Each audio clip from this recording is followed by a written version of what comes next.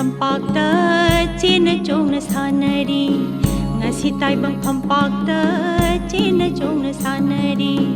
Ngasi Malim Pampakta Awano Ngai Tinari Ngasi Malim Pampakta Awano Ngai Tinari Ngasi Taibang Pampakta China Jona Sanari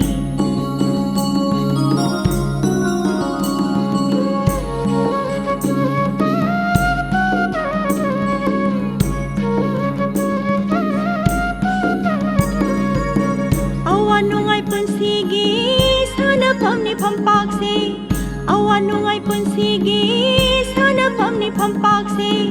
awabana hangli nungai bana kumki awabana hangki nungai bana kumki nungai bana suhangki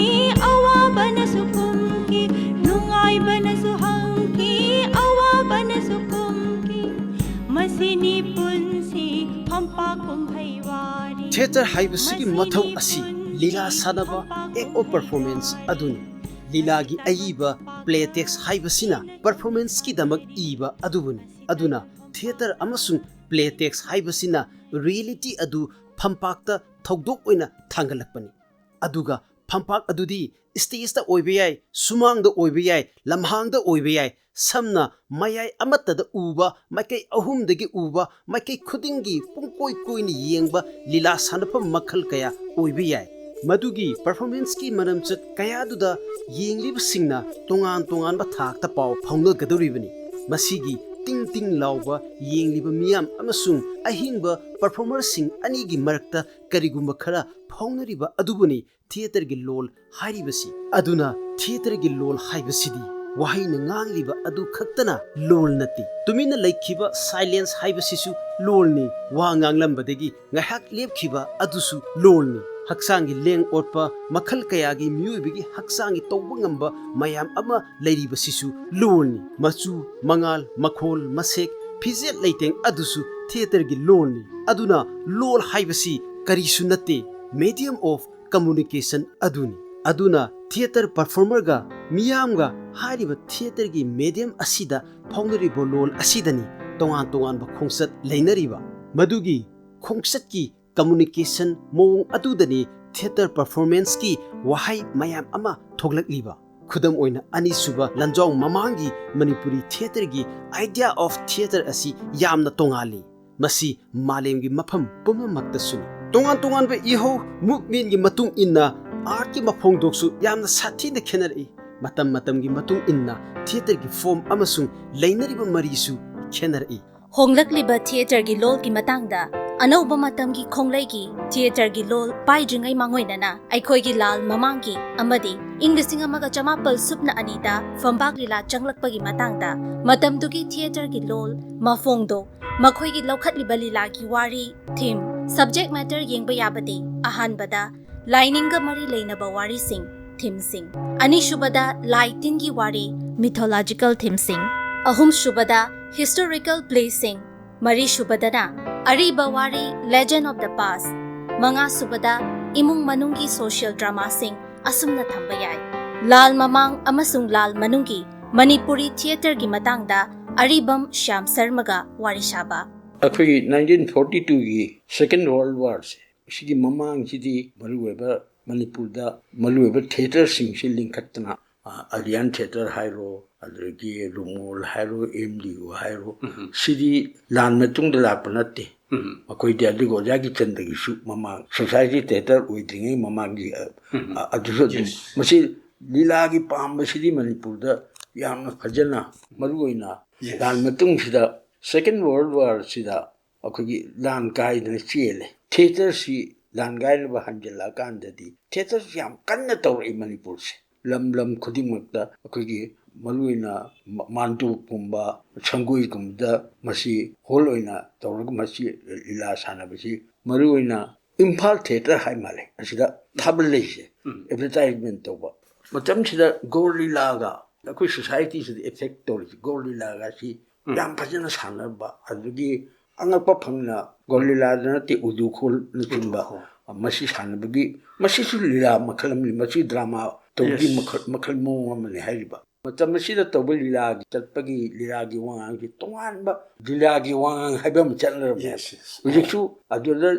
ꯍꯩꯍꯧꯕ ꯀꯥꯡꯕꯨꯗꯨꯗꯤ ꯑꯗꯨꯒꯤ ꯋꯥꯉꯥꯡ ꯇꯧꯏ ꯑꯩꯈꯣꯏ ꯆꯨꯝꯅꯒꯤ ꯋꯥ ꯉꯥꯡꯕꯁꯤꯗ ꯈꯔ ꯋꯥꯡꯅ ꯃꯗꯨ ꯐꯖꯅ ꯗꯤꯔꯦꯛꯇꯔꯁꯤꯅ ꯌꯥꯝ ꯐꯖꯅ ꯇꯝꯕꯤꯌꯦꯕ ꯋꯥ ꯉꯥꯡꯕꯒꯤ ꯗꯥꯏꯂꯣഗ് ꯄꯤꯕꯒꯤ ꯁ꯭ꯇꯥꯏꯜꯁꯨ ꯌꯥꯝ ꯀꯟꯅ ꯇꯣꯉꯥꯟꯅ ꯌꯥꯝ ꯀꯟꯅ ꯇꯧꯔꯝꯃꯤ ꯑꯗꯨꯒ ꯃꯅꯤꯄꯨꯔꯒꯤ ꯑꯍꯥꯟꯕꯒꯤ ꯕꯪꯒꯥꯂꯤꯒꯤ ꯁ꯭ꯇꯥꯏꯜꯁꯤꯒ ꯑꯩꯈꯣꯏꯒ ꯀꯔꯤ ꯈꯦꯠꯅꯒꯦ ꯑꯗꯨꯗꯤ ꯃꯇꯝꯁꯤꯗ ꯕꯪꯒꯥꯂꯤꯒꯤ ꯏꯐꯦꯛꯁꯤ ꯂꯥꯛꯄ ꯑꯗꯨꯕꯨ ꯐꯣꯛ ꯗ꯭ꯔꯃꯥ ꯍꯥꯏꯁꯤꯅꯤ ꯃꯁꯤꯅ ꯑꯩꯈꯣꯏꯒꯤ ꯑꯦꯝꯗꯤꯂꯒ ꯌꯥꯝ ꯐꯥꯎꯈꯤꯕ ꯀꯦ ꯂꯝꯖꯥ ꯀꯥꯏꯅ ꯐꯥꯎꯔꯤꯕ ꯑꯗꯨꯒꯤ ꯂꯨꯃꯣꯔꯗ ꯃꯣꯏꯔꯥꯡ ꯊꯣꯏꯕꯤꯒ ꯍꯥꯏꯔꯤꯕ ꯑꯩꯈꯣꯏꯒꯤ ꯗ꯭ꯔꯃꯥ ꯃꯌꯥꯝꯁꯦ ꯑꯗꯨꯒ ꯃꯣꯏꯔꯥꯡ ꯊꯣꯏꯕꯤꯗ ꯑꯩꯈꯣꯏꯒꯤ ꯏꯆꯦꯃ ꯇꯣꯟꯗꯣꯟꯅ ꯁꯥꯕ ꯊꯣꯏꯕꯤ ꯑꯉꯛꯄ ꯃꯣꯏꯅ ꯐꯖꯈ꯭ꯔꯦ ꯀꯥꯏꯗꯅ ꯑꯗꯨ ꯃꯍꯥꯔꯥꯅꯤ ꯐꯥꯎ ꯑꯣꯏꯁꯤ ꯀꯥꯏꯕꯒꯤ ꯋꯥꯔꯤ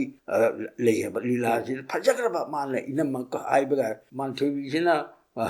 ꯈꯃꯨꯁꯤꯗ ꯏꯅꯝꯃ ꯍꯥꯏꯔꯒ ꯀꯧꯔꯒ ꯑꯩꯈꯣꯏ ꯂꯥꯏꯠꯁꯤ ꯑꯣꯐ ꯇꯧꯈꯤꯕ ꯑꯃ ꯌꯥꯎꯔꯤꯌꯦ ꯍꯦꯛꯇ ꯐꯖ ꯈꯨꯕꯥꯛꯁꯤ ꯌꯥꯝ ꯐꯖꯅ ꯃꯌꯥꯝꯁꯤ ꯑꯦꯄ꯭ꯔꯤꯁꯤꯌꯦꯠ ꯇꯧꯈ꯭ꯔꯕ ꯃꯥꯒꯤ ꯑꯗꯨꯒ ꯋꯥꯉꯥꯡꯗꯤ ꯃꯁꯤ ꯄꯦꯅꯥꯒꯤ ꯀꯔꯤꯗꯒꯤ ꯁꯨꯔꯗꯒꯤ ꯂꯧꯔꯒ ꯈꯔ ꯇꯣꯉꯥꯟꯕ ꯐꯣꯛꯀꯤ ꯋꯥꯉꯥꯡ ꯑꯃ ꯇꯧꯔꯝꯃꯦꯕ ꯑꯗꯨꯒ ꯍꯧꯖꯤꯛꯀꯤ ꯃꯤꯊꯣꯂꯣꯖꯤꯀꯦꯜ ꯗ꯭ꯔꯃꯥꯁꯤꯗꯁꯨ ꯍꯥꯏꯗꯤ ꯃꯈꯜꯁꯦ ꯁꯨꯝ ꯇꯧꯏ ꯑꯩꯈꯣꯏꯒꯤ ꯂꯥꯏꯒꯤ ꯇꯤꯟꯒꯤ ꯑꯣꯏꯕ ꯃꯤꯊꯣꯂꯣꯖꯤꯒꯤ ꯑꯃ ꯂꯩꯔꯦ ꯐꯣꯛ ꯑꯃ ꯂꯩꯔꯦ ꯑꯗꯨꯗꯒꯤ ꯍꯤꯁꯇ꯭ꯔꯤꯀꯦꯜ ꯑꯣꯏꯕ ꯅꯔꯁꯤꯡꯒꯨꯝꯕ ꯍꯥꯄꯨ ꯇꯤꯀꯦꯟꯗ꯭ꯔꯖꯤ ꯐꯥꯎꯕ ꯌꯥꯎꯅ ꯃꯁꯤꯗ ꯁꯥꯟꯅꯕꯁꯤ ꯑꯦꯔꯤꯌꯥꯟꯁꯤ ꯌꯥꯝ ꯁꯥꯟꯅꯩ ꯄꯤꯗꯣꯅꯒꯁꯨ ꯁꯥꯟꯅꯩ ꯑꯩ ꯕꯦꯁ ꯑꯦꯛꯇꯔꯒ ꯐꯪꯉꯛꯏ ꯄꯤꯗꯣꯅꯒ ꯁꯥꯟꯅꯕꯗ ꯑꯣꯛꯆꯦꯜ ꯂꯥꯛꯄ ꯁꯥꯕꯒꯤ ꯑꯗꯨꯒ ꯃꯤꯊꯣꯂꯣꯖꯤꯀꯦꯜ ꯑꯣꯏꯕ ꯑꯗꯒꯤ ꯐꯣꯛꯀꯤ ꯗ꯭ꯔꯃꯥꯒꯤ ꯑꯗꯒꯤ ꯍꯤꯁꯇ꯭ꯔꯤꯀꯦꯜ ꯑꯗꯒꯤ ꯃꯤꯊꯣꯂꯣꯖꯤ ꯍꯥꯏꯗꯅ ꯀꯝꯄꯤꯇꯤꯁꯟ ꯇꯧꯔꯛꯄ ꯀꯥꯟꯗ ꯃꯇꯝꯗꯨꯗ ꯄꯕ꯭ꯂꯤꯁꯤꯇꯤꯅ ꯍꯧꯔꯛꯄ ꯀꯥꯟꯗ ꯄꯕ꯭ꯂꯤꯁꯤꯇꯤ ꯗꯤꯄꯥꯔꯠꯃꯦꯟꯁꯤꯅ ꯆꯍꯤ ꯈꯨꯗꯤꯡꯒꯤ ꯗ꯭ꯔꯃꯥ ꯀꯝꯄꯤꯇꯤꯁꯟ ꯑꯃ ꯇꯧꯔꯝꯃꯤ ꯑꯣꯖꯥ ꯀꯩꯅꯣꯒꯤ ꯆꯟꯗ꯭ꯔꯒꯤ ꯂꯨꯗ ꯃꯤ ꯆꯪꯕ ꯑꯗꯒꯤ ꯏꯝꯐꯥꯜ ꯊꯣꯏꯕꯤꯒꯤꯁꯤ ꯑꯦꯗꯚꯔꯇꯥꯏꯁ ꯇꯧꯕꯁꯦ ꯊꯦꯡꯅꯩ ꯃꯁꯤ ꯑꯩꯈꯣꯏꯒꯤ ꯃꯥꯏꯅꯤ ꯄ꯭ꯔꯦꯝꯆꯥꯁꯤ ꯌꯥꯝ ꯀꯟꯅ ꯆꯠꯅꯩ ꯃꯇꯝꯗ ꯃꯥꯏꯅꯤ ꯄ꯭ꯔꯦꯝꯆꯥꯁꯤꯅ ꯃꯔꯨꯑꯣꯏꯅ ꯂꯧꯅꯕ ꯌꯥꯗꯕꯒꯤ ꯁꯤꯒꯨꯝꯕꯒꯤ ꯕꯦꯁꯤꯁꯇ ꯇꯧꯔꯛꯄ ꯀꯥꯟꯗ ꯃꯥꯏꯅꯤ ꯄ꯭ꯔꯦꯝꯆꯥꯁꯤ ꯄꯦꯔꯦꯗꯥꯏꯁ ꯊꯤꯌꯦꯇꯔꯗꯒꯤ ꯏꯆꯦꯝ ꯊꯝꯕꯥꯜꯅꯒ ꯃꯥꯏꯅꯤ ꯄ꯭ꯔꯦꯝꯆꯥ ꯁꯥꯕꯁꯤꯗꯒꯤ ꯐꯤꯂꯝ ꯐꯥꯎ ꯅꯝꯃꯛꯏꯗꯅ ꯑꯗꯨꯅ ꯃꯁꯤ ꯂꯤꯂꯥꯒꯤ ꯁ꯭ꯇꯥꯏꯜꯁꯦ ꯂꯤꯂꯥ ꯇꯝꯕꯒꯤ ꯌꯥꯝꯅ ꯆꯦꯛꯁꯤꯟꯅ ꯇꯝꯈ꯭ꯔꯕꯖꯥꯠꯅꯤ ꯑꯣꯖꯥꯁꯤꯡꯁꯤꯅ ꯑꯃꯃꯝ ꯑꯗꯣ ꯑꯩꯗꯤ ꯄꯔꯁꯅꯦꯜꯂꯤ ꯑꯩꯈꯣꯏꯅ ꯌꯥꯝ ꯀꯟꯅ ꯏꯍꯥꯟ ꯍꯥꯟꯅ ꯁꯥꯟꯅꯔꯛꯄ ꯍꯧꯕꯁꯤꯗꯤ ꯑꯩꯈꯣꯏꯒꯤ ꯁ꯭ꯔꯤ ꯀ꯭ꯔꯤꯁꯅ ꯆꯩꯇꯟꯌꯅ ꯑꯩꯈꯣꯏꯅ ꯒ꯭ꯔꯨꯞ ꯑꯃ ꯑꯣꯏꯅ ꯑꯦꯃꯦꯆꯔ ꯑꯥꯔꯇꯤꯁ ꯑꯦꯁꯣꯁꯤꯌꯦꯁꯟ ꯑꯁꯤ 1954ꯗ ꯃꯦꯇ꯭ꯔꯤꯛ ꯊꯥꯕ ꯑꯩꯈꯣꯏ ꯒ꯭ꯔꯨꯞꯁꯦ ꯑꯩ ꯑꯗꯒꯤ ꯁꯣꯃꯣꯂꯦꯟꯗ꯭ꯔ ꯑꯔꯥꯃꯒꯤ ꯁꯣꯃꯣꯂꯦꯟꯗ꯭ꯔ ꯂꯤꯄꯨꯂꯦꯟꯗ꯭ꯔ ꯑꯗꯒꯤ ꯑꯦꯀꯤꯌꯦꯟ ꯔꯣꯕꯤꯟꯗ꯭ꯔꯣ ꯑꯗꯨ ꯑꯩꯈꯣꯏ ꯃꯌꯥꯝꯁꯦ ꯄꯨꯟꯁꯤꯜꯂꯒ ꯑꯦꯃꯦꯆꯔ ꯑꯥꯔꯇꯤꯁ ꯑꯦꯁꯣꯁꯤꯌꯦꯁꯟ ꯑꯅ ꯑꯃ ꯁꯦꯝꯃꯤ ꯏꯄꯥꯒꯤ ꯕꯦꯝꯃ ꯂꯥꯏꯔꯤꯛ ꯍꯩꯕꯤꯕ ꯑꯃꯁꯨ ꯁꯥꯟꯅꯩ ꯑꯩꯈꯣꯏꯅ ꯗ꯭ꯔꯃꯥꯗꯁꯤꯗ ꯏꯁꯩ ꯁꯛꯅꯕꯗ ꯑꯩꯈꯣꯏ ꯆꯥꯟꯁꯁꯤ ꯗ꯭ꯔꯃꯥꯗ ꯐꯪꯉꯝꯃꯤ ꯑꯗꯣ ꯗ꯭ꯔꯃꯥꯁꯤ ꯇꯧꯕ ꯀꯥꯟꯁꯤꯗ ꯏꯍꯥꯟ ꯍꯥꯟꯕ ꯑꯣꯏꯅ ꯁꯔꯁꯋꯇꯤ ꯄꯨꯖꯥꯁꯤꯗ ꯆꯥꯎꯅ ꯄ꯭ꯔꯣꯒ꯭ꯔꯥꯝꯁꯤ ꯆꯥꯎꯅ ꯇꯧꯔꯝꯃꯤ ꯃꯇꯝꯁꯤꯗ ꯑꯩꯈꯣꯏꯅ ꯏꯍꯥꯟ ꯍꯥꯟꯅ ꯑꯩꯈꯣꯏꯒꯤ ꯑꯆꯧꯕ ꯗꯤ ꯑꯦꯝ ꯀꯣꯂꯦꯖꯀꯤ ꯍꯣꯜꯁꯤꯗ ꯔꯥꯅꯥ ꯄ꯭ꯔꯇꯥꯞꯁꯤ ꯁꯥꯟꯅꯩ ꯁꯥꯍꯖꯍꯥꯟ ꯑꯃ ꯗꯤ ꯑꯦꯜ ꯔꯥꯏꯒꯤ ꯃꯥꯒꯤ ꯗꯤ ꯑꯦꯜ ꯔꯥꯏꯒꯤꯁꯤ ꯃꯅꯤꯄꯨꯔꯤꯗ ꯇ꯭ꯔꯥꯟꯁꯂꯦꯁꯟ ꯇꯧꯔꯒ ꯌꯥꯝ ꯐꯖꯅ ꯁꯥꯟꯅꯩꯁꯦ ꯑꯗꯨꯅ ꯑꯣꯖꯥ ꯕꯤꯅ ꯀꯧꯔꯒ ꯇꯝꯍꯜꯂꯦ 50ꯒ ꯌꯥꯝ ꯅꯪꯅꯕ 50ꯁꯤ ꯌꯥꯝ ꯂꯨꯕ ꯃꯅꯤꯄꯨꯔꯒꯤ ꯇꯥꯟꯖꯥꯅꯤꯀꯣ ꯍꯥꯏ ꯁꯣꯁꯥꯏꯇꯤꯁꯤꯒꯤ ꯔꯤꯐ꯭ꯂꯦꯛꯁꯟꯗꯤ ꯑꯗꯨꯝ ꯇꯥꯏ ꯑꯗꯨꯒ ꯑꯩꯈꯣꯏꯒꯤ ꯃꯇꯝꯁꯤꯗꯗꯤ ꯈꯔ ꯂꯥꯎꯗꯅ ꯈꯣꯡꯗꯅ ꯈꯔ ꯍꯥꯏ ꯗ꯭ꯔꯥꯃꯦꯇꯤꯛ ꯀꯩꯅꯣꯁꯤꯈꯔ ꯄꯨꯈꯠꯂꯒ खरे हम तौरमे मतलब yes high voltage dramatic वंगांगी नेचुरल उइदेबा ड्रामा वंगांग हाइबम लेरमे तोंगान इचे म थंबांगोबी माइन बेमजा साबदली फावग्रिबी इचे म थंबांगोबी सिदी फंजवाली मणिपुर द फावबी याम फजना फावग्रबजाली अदुसी आई असि यनगा यारदे असि यम का सराइबम कमेंट तौली यमो माना कप्पसी सिम लीला सीता साहब फाउख्रीसे अनप फंगला फाउख्रपनी अदुगे लुमोलगी टिकेंदजी कायोप खोलप मथंग मथंग ममु लेले अखोगी नमु खल तोंगान मोंगी ड्रामा मखल म्याम साना खरे अदुना ड्रामा सी एक्टर म्याम सिना लेरगे एक्ट्रेस सिना वाइब अदुना एक्ट्रेस से पैसा पीबसिना एक्ट्रेस ता पीबा अदुगा पासिंगजिदी पैसा नुसा फंगबा नते म्यूजिशियन ग्रुप अमा याउदबा यादे ड्रामा से तौदी म्यूजिशियन नाकन फमगा मसी इसै सोइदना यावी अदुगा इंटरवेल खोंगनबा अमा मु तौना मसी मागे गट खरली अदो खोइ खलिमना जिंफा पुबा मतमले ड्रामा कुमजा 1980 सुपना अनीदा मणिपुरी फंपाक लीलागी अहानबा प्रभास मिलन असे मथक्ता थमजख्रिबा लाइनिंगा मरी लेनबा लीलानी लीलासिकी मतंगदा मणिपुर ड्रामाटिक यूनियन की चाही 34 सुरकपगी पुथोकपा चेफोंगदा लमाई अनीदा असुमना इरिबदे इंग कुमजा 1900 सुपना अनि असिदा मणिपुर दा इहान हाना श्री गोविंद जी की लाइसंगदा मतममदा पुराना राजबारी ओइरंबा हौजिकना राजा दुम्ब्र सिंह की इंखोल अदुदा स्टेज सेमदुना धर्मगी ओइबा लीला प्रभास मिलन सानकी अईबा बिहारी लाल चतुर्जीनी लीला असी चुरचान महाराजना अयाबा पीबगा लोइनना मणिपुरी मैतै मचासिंगना बंगला लोलदा सानखिबनी लाल ममांगी अंगनबा मतमगी थिएटरदा बंगाली ड्रामा अईबा सिंगी लीला मयाम अमना खुदुम चंदुना लीला कया बंगाली लोलदगी मणिपुरी दा हंदुक्तुना सानखी बंगाली अईबा अमसुंग डायरेक्टर गिरीश चंद्र घोष की अफाउबा प्लेसिंग बिलब मंगल प्रहलाद चरित निमाय संन्यास बुद्धदेव चरित पूर्णचंद्र कला पहाड़ चैतन्य लीला लोइनना अईबा DL रॉय की राणा प्रताप चंद्रगुप्त शाहजहान नूरजहान विष्मा दुर्गादास रजिया असिना चिंबा प्ले कया मणिपुरी दा हंदोक्तुना MDU आर्यन थिएटर चित्रगंधा नृत्य मंदिर अमदे अतै थिएटर ग्रुप कयानसु सानखी अराम्बम दरेंद्रजीतना DL रॉय की प्लेसिंग रजिया शाहजहान सिंबा मणिपुरी दा हंदोक्तुना आर्यन थिएटर न सानखी लोइनना बंगाली लीला देवला देवी बुसु खोमड्राम धनचंद्र न हंदोक्तुना आर्यन न सानखी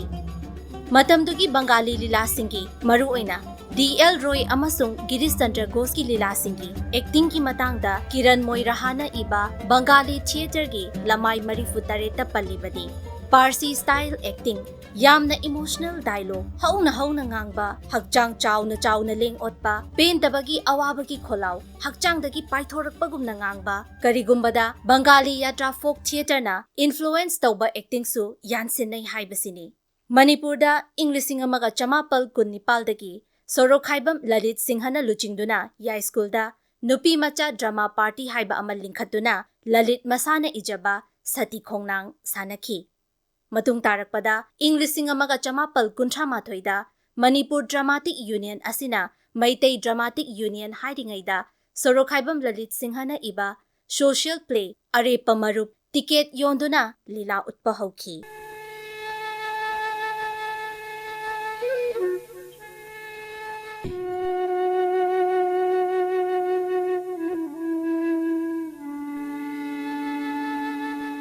मतम अदुगी थिएटर की मफोंदो की मतंगदा गुरु थंबाल ngौबी पाबुंग हे तंबी जगोय रासुदे अरी बंगी दका सानगी बा केदो से आई ततना याहले मी वाले पोले अखोय वाइनी मा बु याहलो हाइदना सुमाइना तौदना जगोय ही यावरे एबा अदगवा असगी जगोय तंबसिदी यमदों खुदिंगी जगोय रास साने अदो अयाति पामदना एबा हे तंब उबदाइबा जगोय रास पुंगी बे हे मखोन ताबा मखन दु ताने हे चलेबा पिङैदगी एगी इन्ब्रिदा लैख्रबनी अदु अदो पाबुंगना तंबीबदुदा आई कैनोनी अखोयगी मरी थोपी मंगा थोपी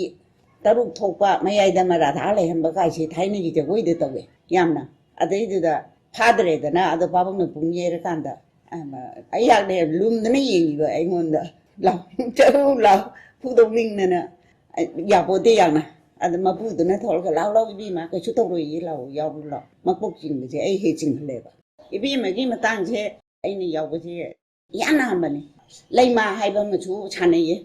नोगनाइट मंदिरगिजे अदुदगी अनिदुदगी हेना आई यावद्रे एमडी रूमदा मोइना कन्ना हाइनन्दना एमडी रूमदा यावरे अदुना लान काइबा बोम ताबसे असी हयिंगदी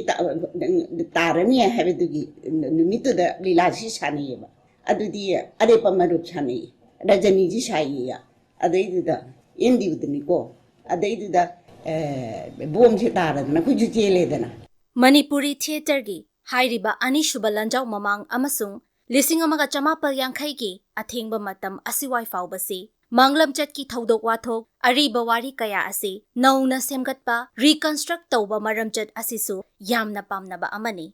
असेंगबा ताइबंगदा चटनरिबा उरिबा थेंगनरिबा मियोइबगी मरमचत असी वाखलना सागतुना सेमबा imitation of reality mimesis theory अदुदा युमफम ओइबा मफोंदोक ngaktani aduna Madugi theater gi form sing adu hena naturalistic amasung realistic understanding amada yengliba miyamga lila sanariba singa mari leinaki. असुमना हाना लैरमलिबा थिएटर आर्ट की लोल असिगी वांगमदा अनोबो लोल अमा अमसुंग रेडिकल नत्रगा पॉलिटिकल की इहो अमगी mummy ताबा लोल अमा पौलखी मालेमगी art की पुवारीदा अहोंग अमा लाखिबसी मखल मखल की चाइना सैथेंग फंगलबा सोशल पॉलिटिकल अपराइजिंग कया थोलकपा social force मयाम अमा मायोक नरपा मतमदा हेक हेक थोकली अखोगी पुवारी की चेना कयादा थेंगनखिबा महोक्सागा मानदबा थौदो कयाना अखोगी मियोइबदा खुइसाउंदरबा सोशियोलॉजिकल एगोनी निंगबा काइबा कया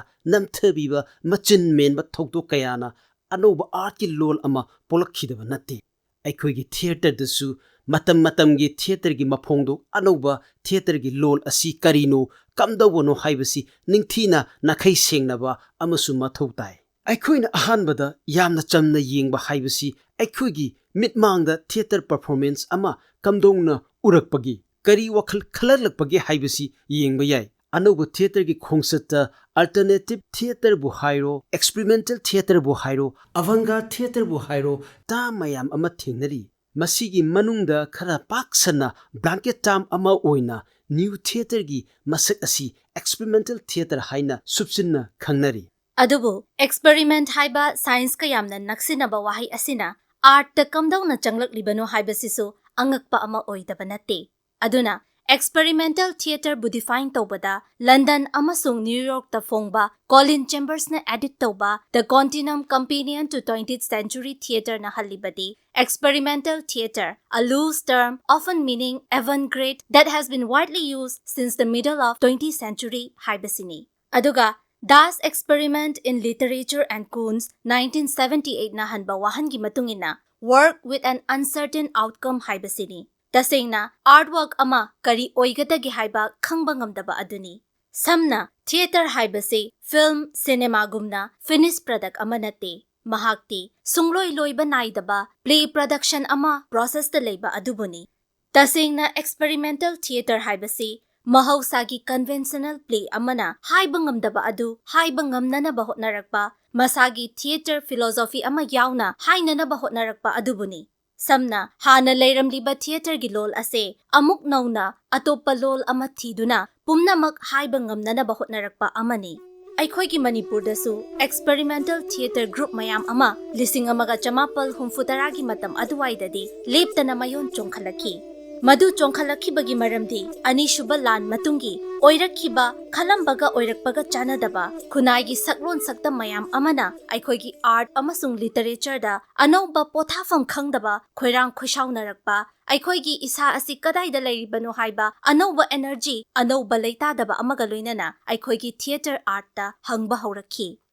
Lamdam asigi lising amaga chamapal nifugi matamda jab chana mire pharaba mirol dugi maraktagi Father of Modern Manipuri Drama hairaga khangnariba Tongbram Gichandra GC Tongbra mamang thak ki mirol gi thawong kayabo wahang yamna hangkhiba lakna fana bangamdaba dramatist ama oina chongthorakhi mahaki lila kayada pendabagi wahang kaya hangba haurakhi GC Tongbra malemgi anishuba lanjau amasung lanjau matungi aikhoigi khunai gi fibam yamna manung thitna ukhiba misak amani masi khaktana mahakna lising amaga chamapal humfuda leibak hauba andalon ikhibani lila asi government na thingkhrabasu Tongbrana hanba leitana lila asigi makha taba leibak hauba andalon anishuba ahumsuba makha tana ithaki haina ojaga nakna loina khiba nonga khraba saknairaba playwright athokpam tomchongna haibirami Matamdugi lengaki athingbana maram oiraga lilasing adu mafam khangkhidre haina haibirami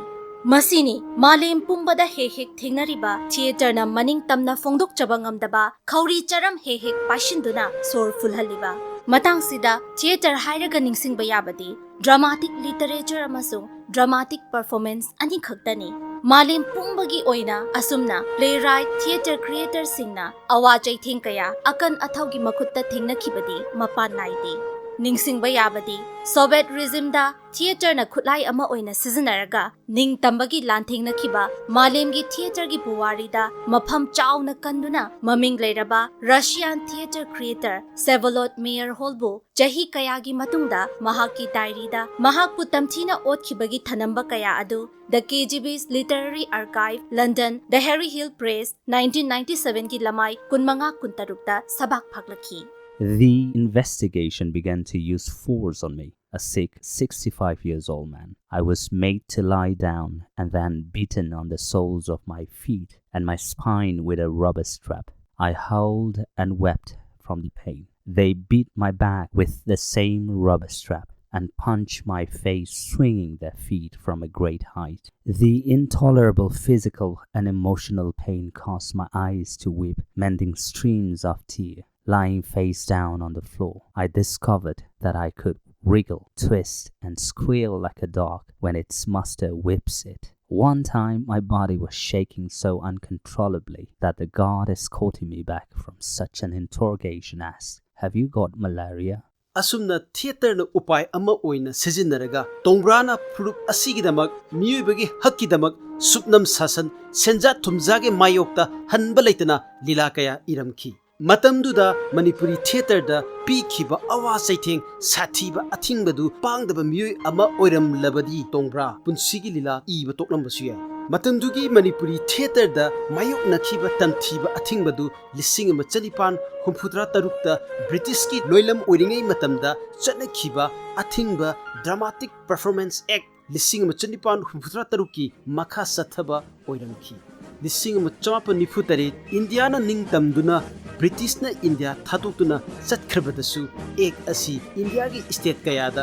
khara sendok sajin tawduna sizinaki ek asi British na semkhibagi maramdi British ki makhoigi colonial lengakta phangkhiba tamthiba kayagi mayokta theater bu tool ama oina sizinraga hawakhiba ihau adubu thingnanabagi dabaktani theater bu aranba khulai ama oina arunba cultural imperialism gi lalu ama sathaba hawakhibasu makhoina Taratar Chuba Sehi Sagi Matamda British East India Company na theater asi Masagi entertainment gi namada pusil laga mamai the theater bu makhogi western idea education literature law culture mayap asi sandokna ba instrument ama oina sujinarapan adubu western proscenium stage ase India gi miyamna loilam gi mayokta laungna ba kholau amagi platform ama oina sujinaraki adugumba kholau political protest play Bengal ki panba yaba ahanba play di Nil Darpan Mirror of Indigo haiba British na Bengali Indigo worker singbu opi nebi bagi